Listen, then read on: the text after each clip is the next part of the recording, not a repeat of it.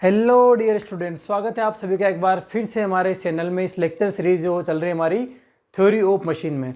पिछले लेक्चर तक हम लोगों ने देख लिया था कि गियर्स क्या होते हैं, कैसे उनका यूज़ करते हैं, उसकी ज्योमेट्री क्या होती है और कितने टाइप के होते हैं। आज के इस वीडियो में हम लोग बात स्टार्ट करने वाले हैं गियर ट्रेन कि ये गियर ट्रेन क्या होती है। ये ट्रेन तो आप सब जानते हैं, ट्रेन में तो आप बैठते हैं, है ना। लेकिन ये गियर की ट्रेन क्या होती है, तो इसके बारे में हम इसमें बात करेंगे। इससे पहले कि अगर आपने अभी तक हमारा चैनल सब्सक्राइब नहीं किया है तो सब्सक्राइब कर लीजिए, लाइक कर लीजिए, शेयर कर लीजिए, क्योंकि हम लोग मैकेनिकल इंजीनियरिंग और इंजीनियरिंग से रिलेटेड काफ़ी सारे लेक्चर सीरीज के साथ साथ बहुत सारे स्टेप्स ऐसे लेके आने वाले हैं जो आपको बहुत यूज़फुल होने वाले हैं। सो स्टार्ट करते हैं बिना कोई देर किए। गियर ट्रेन, तो अभी तक जो आपने गियर्स पढ़े थे, गियर ड्राइव, वहाँ पर हम लोग बात कर रहे थे दो गियर्स की, चाहे वो स्पाइरल गियर पढ़े हैं, चाहे बेवल गियर पढ़े हैं, चाहे हेलिकल गियर पढ़े। लेकिन आपने क्या बोला कि दो गियर हैं, आपस में मेश कर रहे हैं। मान लो ये गियर ए है आपका, ये गियर आपका बी है, ये टीथ इनके मेश में आए हैं और ये क्या कर रहे हैं, पावर ट्रांसमिट कर रहे हैं वन फेज से अनदर फेज या one shaft to another shaft. तो गियर का काम ही है पावर ट्रांसमिट करना, कि वो पावर ट्रांसमिट करता है एक शाफ्ट से दूसरी शाफ्ट में। तो क्यों मुझे गियर ट्रेन की आवश्यकता पड़ी? पहली बात, गियर ट्रेन क्या है? तो बेसिकली अगर मैं दो से ज़्यादा गियर्स यूज़ करता हूँ किसी साइकिल में, यहाँ पर मुझे पावर ट्रांसमिट करना है, तो वहाँ पर मैं उसको गियर ड्राइव बोलता हूँ। मतलब अगर मैंने यहाँ पर 3 गियर यूज़ करें, सपोज गियर ए मेरा, ये मेरा गियर बी है, ये मेरा गियर सी है, तो मेरा गियर ए घूमेगा, मान लो ये घूम रहा है मेरा क्लॉकवाइज, तो बी घूमेगा एंटी क्लॉकवाइज और सी घूमेगा क्लॉकवाइज। तो बेसिकली मेरा एक गियर ट्रेन हो गया है। तो यहाँ क्योंकि मैं 2 से ज़्यादा गियर यूज़ कर रहा हूँ, प्लस ये किसी एक शाफ्ट पे जुड़ा हुआ है, मेरा बी गियर भी किसी शाफ्ट पे जुड़ा हुआ है और सी गियर भी किसी शाफ्ट पे जुड़ा हुआ है। तो ये गियर घूमेगा, ड्राइवर है मान लो, तो ये भी घूमेगा और ये घूमेगा तो ये भी घूमेगा। तो यहाँ पर हम मल्टीपल गियर्स का यूज़ कर रहे हैं। तो सबसे पहली बात कि हम लोग गियर ट्रेन की आवश्यकता क्यों पड़ी? अगर यहाँ पर मैं 2 गियर ही लगा देता बड़े बड़े तो क्या दिक्कत थी, पावर ट्रांसमिट हो जाता। लेकिन गियर ट्रेन का हम यूज़ इसीलिए करते हैं क्योंकि जब हमको लार्जर डिस्टेंस पे अगर मुझे पावर को ट्रांसमिट करना है तो मैं गियर यूज़ करूँगा। क्योंकि अगर मान लो आप बोलोगे सर आप तो 2 बड़े गियर लगा दो, तो अगर आप 2 बड़े गियर लगाएंगे तो आप देखो कि 2 बड़े गियर लगाएंगे मतलब आपके सिस्टम की जो साइज़ होगी वो कितनी बढ़ जाएगी, जो आपका गियर बॉक्स होगा उसकी साइज़ कितनी बढ़ जाएगी। तो हम लोग क्या करते हैं, मोर देन 2 गियर्स लगा देते हैं। तो उससे क्या होता है कि हम लोग एक लार्ज डिस्टेंस पे भी पावर को ट्रांसमिट कर सकते हैं, प्लस हम लोग क्या कर सकते हैं, वेलोसिटी और टॉर्क को काफ़ी ज़्यादा चेंजेस कर सकते हैं, इसमें रिडक्शन कर सकते हैं और बढ़ा सकते हैं। तो वहाँ पर हम लोग गियर ट्रेन यूज़ करते हैं। अब गियर ट्रेन क्या एक ही टाइप की होगी क्या?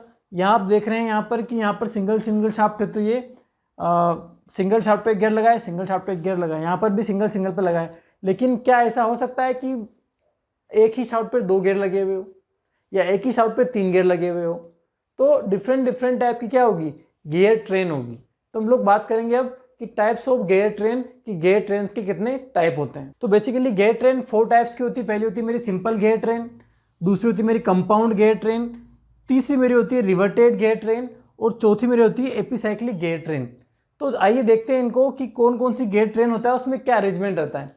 तो सिंपल गियर ट्रेन का नाम से स्पष्ट है कि सिंपल है मतलब क्या है कि एक शाफ्ट पर आपका एक गियर लगा हुआ है, दूसरी शाफ्ट पे आपका दूसरा गियर लगा हुआ है, तीसरी शाफ्ट पे आपका तीसरा गियर लगा हुआ है और चौथी शाफ्ट पे आपका चौथा गियर लगा हुआ है। अगर मैं इसको डिनोट करता हूँ शाफ्ट की तरह से, तो मान लो ये शाफ्ट है, ये मेरा एक गियर है, ये मेरा ए है, तो ये मेरा एक गियर है, ठीक है। अब मेरी दूसरी शाफ्ट है, ये मेरी दूसरी शाफ्ट है, इस पर मेरा दूसरा गियर लगा हुआ है, ये दूसरा गियर मेरा लगा हुआ है, बी गियर लगा हुआ है। फिर क्या है, फिर मेरी तीसरी शाफ्ट है और तीसरी शाफ्ट में मेरा एक और गियर सी लगा हुआ है, फिर गियर डी लगा हुआ है। तो इस तरीके से आप इसका डिफरेंट व्यू दे सकते हैं। तो इसका मतलब अगर आपको ये डायग्राम दिखता है तो आपको इसको ऐसा देखना है कि यहाँ पर शाफ्ट है और शाफ्ट के अंदर ये लगा हुआ है, फिर शाफ्ट के अंदर एक लगा हुआ है, मतलब यहाँ पर नंबर ऑफ शाफ्ट आपकी 4 है और नंबर ऑफ जो आपके गियर हैं वो भी क्या है, 4 हैं। तो जहाँ पर एक शाफ्ट पर आपका एक गियर लगता है, बेसिकली उसे हम क्या बोलते हैं, उसको हम बोलते हैं simple gear train. I hope आपको समझ में आ गया होगा सिंपल गियर ट्रेन का मतलब क्या है, कि जहां हम लोग मोर देन 2 गियर्स को यूज़ करते हैं। अगर मैं यहाँ पर आपको बोलता हूँ कि 1 2 3। तो ये भी क्या है, ये भी एक गियर ट्रेन है, सिंपल गियर ट्रेन है ना। अगर मैं इसको 10 भी कर देता हूँ तो भी एक सिंपल गियर ट्रेन है, जब तक कि एक सिंगल शाफ्ट पर सभी शाफ्ट एक समान एक्सिस पर हैं, एक दूसरे के पैरेलल हैं और एक साथ लगे हुए हैं, तो वो मेरा होता है सिंपल गियर ट्रेन। अब इसको हम लोग कैसे समझे, अगर हम लोग को जो न्यूमेरिकल सोल्व करना रहेंगे वो कैसे हम लोग को देखना है। तो बेसिकली आप देखो कि अगर मान लो ये मेरा गियर ए है, मैं इसके नंबर ऑफ टीथ बोलता हूँ टी ए है, इसके में टी बी है, इसके टी सी है, इसके टी डी है, ये हो गए नंबर ऑफ टीथ। स्पीड बोलता हूँ तो इसका मान लो एन ए है, इसका मेरा एन बी है, इसकी स्पीड एन सी है, इसकी स्पीड एन डी है, ठीक है। तो अगर मैं यहाँ पर इनका रिलेशन निकालता हूँ यहाँ पर कि अगर मैं बोलता हूँ ए और बी में क्या रिलेशन होगा स्पीड रेशियो में, तो n a upon n b जो मेरी स्पीड है, बेसिकली हम सब जानते हैं कि स्पीड बढ़ेगी तो नंबर ऑफ टीथ कम होंगे, डायमीटर कम होगा, गियर जितना बड़ा होगा उसकी स्पीड उतनी कम रहेगी, गियर जितना ज़्यादा छोटा है उसकी इतनी स्पीड ज़्यादा है। मतलब जो आपका स्पीड है वो इन्वर्सली प्रोपोर्शनल है डायमीटर के और नंबर ऑफ टीथ के, ठीक है। तो यहाँ पर n a upon n b में क्या लिख सकता हूँ, मैं लिख सकता हूँ इसको t b upon t a, क्योंकि दोनों इन्वर्सली प्रोपोर्शनल है। सिमिलरली अगर मैं बोलता हूँ कि आपको यहाँ पर मुझे एन बी और एन सी, मतलब मुझे इन दोनों के बीच में रिलेशन निकालना है, तो मैं क्या लिख सकता हूँ यहाँ पर t c by t b inversely proportional. फिर अगर मैं बोलता हूँ कि टी सी और टी डी निकालना है तो t c by t d equal to मैं क्या लिख सकता हूँ, n c by n d equal to t d by t c. जब मैं इन सबको मल्टीप्लाई करता हूँ, सपोज मल्टीप्लाई करता हूँ, तो मेरा क्या आ जाएगा n a upon n b into n b upon n c into n c upon n d equal to क्या आ जाएगा मेरा t b by t a into t c by t b into t d by t c. जब मैंने इनको multiply सबको किया उसके बाद एन बी से एन बी चला गया, एन सी से एन सी चला गया, टी बी से टी बी चला गया, टी सी से टी सी चला गया, तो अल्टीमेटली मुझे क्या मिला n a upon n d equal to मुझे क्या मिल गया यहाँ पर t d by t a. इसका मतलब जो एन ए है वो कौन सा है, ड्राइवर गियर है, जो गियर सबको घुमा रहा है ये ड्राइवर है, और एन डी क्या है, ये ड्रीवन है, ये ड्रीवन गियर है। इसका मतलब क्या हुआ कि compound gear train simple gear train में हमेशा क्या होगा कि कितने ही आप नंबर ऑफ गियर्स लगा दो, लेकिन आपको जो गियर रेशियो मिलेगा वो मिलेगा driver upon driven. First gear जो है अपॉन जो लास्ट गियर है उनका जो रिलेशन है इक्वल टू मेरा रहेगा फर्स्ट लास्ट गियर के number of teeth upon first gear के नंबर ऑफ टीथ। बीच में आप कितने ही गियर लगा लो उसका कोई मतलब नहीं है, इसीलिए उनको मैं बीच वाले को बोलता हूँ आइडियल गियर। आइडियल गियर ये ओनली सपोर्ट प्रोवाइड करते हैं, डायरेक्शन प्रोवाइड करते हैं, डायरेक्शन चेंज करते हैं और लार्ज डिस्टेंस पर पावर ट्रांसमिट करने में हेल्प मुझे कर रहे हैं। लेकिन जब मैं बात करता हूँ वेलोसिटी रेशियो की तो इनका बीच में कंसिडर हम लोग नहीं करते हैं, सीधा हम लोग ये कंसिडर करेंगे, ठीक है। अगर मैं आपको बोल दूं बेटा एक काम करो कि आप ड्राइवर का इतने नंबर ऑफ टीथ हैं, ड्राइवर का इतने स्पीड है, ड्रीवन का इतने स्पीड निकालो, टोटल 20 गियर है, तो आपको 20 गियर नहीं देखना है, आपको ओनली ड्राइवर और ड्रीवन देखना है, मतलब फर्स्ट गियर और आखिरी गियर। तो आप लोग का ये रिलेशन यहाँ पे मिल जाएगा। ये हो गया आपका सिंपल गियर ट्रेन का। सो आइए समझते हैं कंपाउंड गियर ट्रेन क्या होती है। तो इस डायग्राम में अगर आप देखेंगे तो यहाँ पाएंगे कि यहाँ पर नंबर ऑफ गियर कितने हैं वो हम लोग गिन लेते हैं। अगर नंबर ऑफ गियर बराबर हो नंबर ऑफ शाफ्ट के तो क्या होते थे हमारे, हमने देखा था सिंपल गियर ट्रेन था जहाँ पर एक गियर उसके पास में दूसरा फिर तीसरा फिर चौथा। यहाँ हम देखें तो देखो ये एक गियर है आपका, नंबर ऑफ गियर गिने हम लोग, एक गियर है। उसके बाद ये कैसा घूम रहा है, मान लो ये घूम रहा है मेरा क्लॉकवाइज, तो ये गियर जो है वो पॉइंट ऑफ कॉन्टेक्ट जिस पे होगा ना वो उसको घुमाएगा। तो यहाँ पर ये इसको घुमा रहा है, मान लो इसको बोलता हूँ मैं गियर 2 है, ठीक है। तो ये अगर क्लॉकवाइज घूम रहा है तो ये घूमेगा मेरा एंटी क्लॉकवाइज। अब चूंकि गियर 2 ये हैं और एक और जो गियर है ये गियर 3 है, ठीक है। तो गियर 2 और गियर 3 का सेंटर है, इसका मतलब ये एक ही शाफ्ट पे लगे हुए हैं। आप देख सकते हैं ये जो शाफ्ट है बी शाफ्ट, इस बी शाफ्ट पर क्या होता है कि 2 गियर लगे हुए हैं। ये आपका गियर 1 था, यहाँ पर उसने वो 2 से मिल रहा है ना, ये यहाँ पर इनका कॉन्टेक्ट है सपोज। तो अब यहाँ पर इसी शाफ्ट पर, इसी जो बी शाफ्ट है इसी पर एक और गियर इसके पीछे लगा हुआ है, मतलब यहाँ कहीं लगा हुआ है। मतलब यहाँ क्या है, ये जो गियर लगा हुआ है ना ये वाला, ये बेसिकली 3 नंबर का है। अब ये अगर एक ही शाफ्ट पे लगे हुए हैं, इसका मतलब जो 2 की स्पीड रहेगी उसी स्पीड से उसी डायरेक्शन में 3 भी घूमेगा। मतलब यहाँ मैं बोल सकता हूँ कि जो N2 है वो इक्वल टू N3 है, ठीक है। उसके बाद जब दोनों इस डायरेक्शन में घूम रहे हैं तो अब जो मेरा गियर 3 है वो गियर 3 आप देखो कि यहाँ पर गियर 3 मेरा मिल रहा है इस गियर से। सपोज मैं बोलता हूँ इसको गियर नंबर 4 है, तो गियर नंबर 4 वापस घूमेगा क्लॉकवाइज क्योंकि एंटी क्लॉकवाइज घूम रहा था। और अगर 4 घूमेगा, अब देखो 4 किस शाफ्ट पर है, 4 है मेरी सी शाफ्ट पर, ठीक है। तो 4 पर एक तो मेरा ये गियर है, ये 4 नंबर का, इसी शाफ्ट पर मेरा एक और गियर है 5 नंबर का, मतलब ये जो है ये 5 नंबर का है, मतलब एक शाफ्ट पर 2 गियर लगे हुए हैं। अब जो 5 घूमेगा तो मेरा गियर नंबर 6 घूमेगा। तो ये अरेंजमेंट है एक कंपाउंड गियर है। तो इसमें कंपाउंड गियर कौन कौन से हैं, तो शाफ्ट जो ये आपकी शाफ्ट बी और जो सी है, या गियर 2 3 जो है, गियर 2 3 जो है ये कंपाउंड गियर है, कंपाउंड गियर है। और जो 2 और जो 4 और 5 हैं ये भी कंपाउंड गियर है। और ये सब मिलकर क्या बना रहे हैं, एक कंपाउंड गियर ट्रेन बना रहे हैं। तो आई होप आपको समझ में आ गया होगा। यहाँ पर इसका व्यू देख सकते हैं आप कि एक शाफ्ट थी, इस पर एक लगा था, फिर एक शाफ्ट पे 2 लगे हुए हैं, फिर एक पे 2 लगे हुए हैं और फिर एक यहाँ लगा हुआ है। ये आपका है ड्राइवर और ये है आपका ड्रिवन, ये है आपका ड्राइवर, ये है ड्रिवन। तो अब अगर हम लोग इसमें रिलेशनशिप निकालें अगर हम लोग, तो हम लोग क्या बोल सकते हैं, 1 और 2 के बीच में क्या होगा, NA या N1/N2 इक्वल टू में क्या लिख सकता हूँ, T2/T1। फिर अगर बोलता हूँ मैं 3 और 4 यहाँ मिल रहे हैं तो N3/N4 इक्वल टू T4/T3।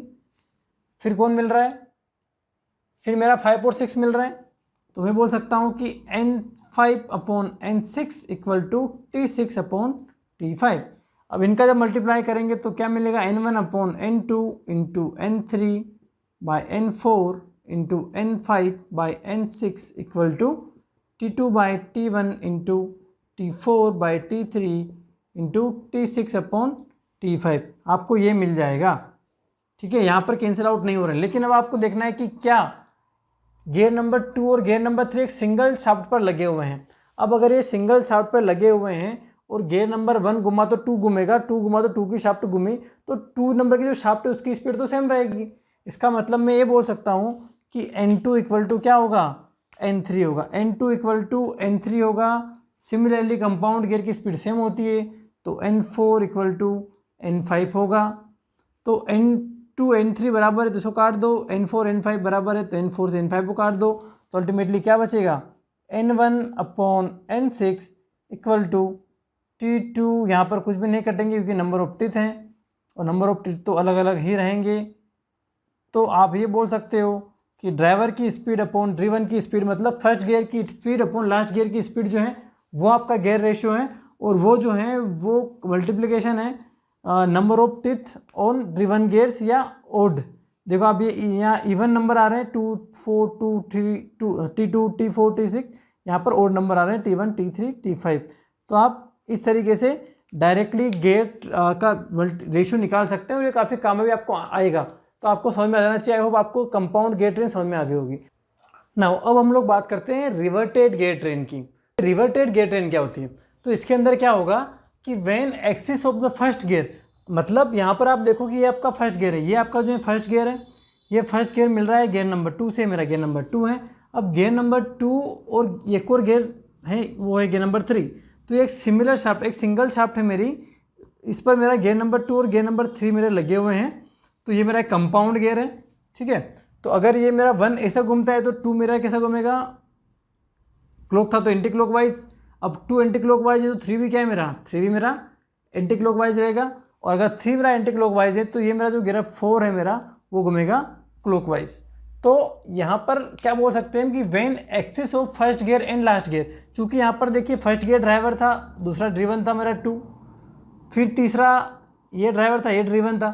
तो यहाँ पर जो फर्स्ट गियर और 4 गियर है ना, इनका जो एक्सिस है ना दोनों का सेम है, जबकि एक शाफ्ट पर नहीं है, ठीक है, एक शाफ्ट पर नहीं लेकिन एक्सिस सेम है। तो when axis of first gear and last gear is coaxial, दोनों का कोएक्सियल हो अगर एक्सिस, तो उस टाइप का जो गियर होता है उसको हम लोग बोलते हैं रिवर्टेड गियर ट्रेन। यहाँ आप लोग देखो जो पहला गियर था, पहली शाफ्ट थी मेरी, मान लो शाफ्ट ए थी, इस शाफ्ट में मेरा 1 गियर लगा था, इससे 2 जुड़ा था और 2 और 3 एक ही शाफ्ट पर था, 2 और 3 मेरे सिंगल शाफ्ट पर हैं।